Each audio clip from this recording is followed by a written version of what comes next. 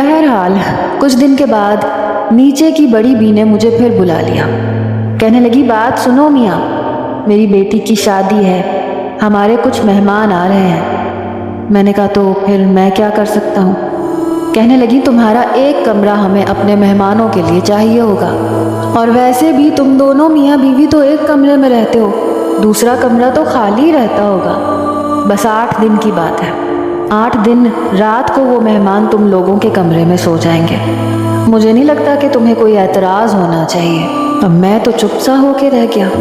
جب اوپر جا کر یہ بات میں نے ثانیہ سے کہی تو وہ تو ہتھے سے اکھڑ گئی۔ کہنے لگی یہ کیا بات ہوئی؟ دیکھو میں ایسی کسی بات کو نہیں مانوں گی۔ کیا یہ عورت پاگل ہے؟ جب گھر کرائے پہ دے دیا، کرایہ بھی ہم پورا دے رہے ہیں، تو پھر ہم اسے اپنا کمرہ کیوں دیں؟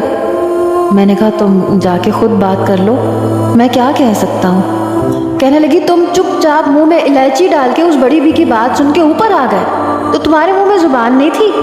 یہ کہو کہ تمہاری اپنی نیت میں فطور تھا، تم تو ایسے کسی موقع کی تلاش میں تھے۔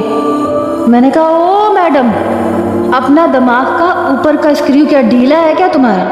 اسے نہ ٹائٹ کر لو تو بہتر ہوگا۔ تم چیز کیا ہو پہلے مجھے یہ بتاؤ۔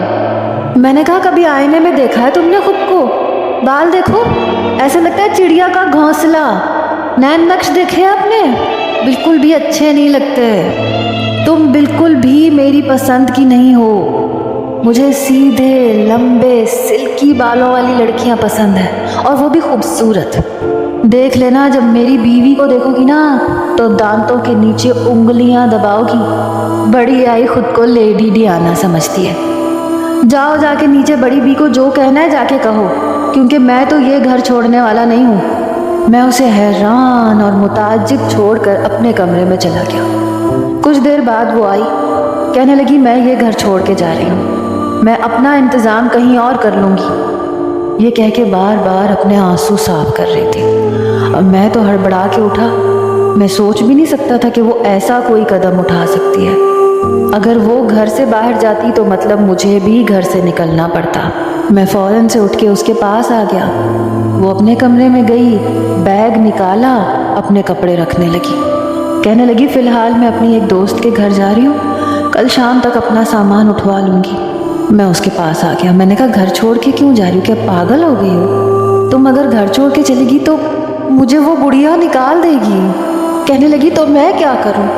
ایک تو تمہارے گندے بدبودار کپڑے میں دھوتی ہوں، تمہارے کمرے کی صفائی کرتی ہوں، کھانا بناتی ہوں، اور تمہیں میرے بال چڑیا کے گھونسلے جیسے لگتے ہیں۔ میں نے کہا نہیں نہیں ایسا کچھ نہیں ہے، وہ غصے میں کہہ گیا تھا، وہ غصے میں مجھے بکواس کرنے کی عادت ہے۔ تم بہت پیاری ہو، بہت خوبصورت ہو، سچی۔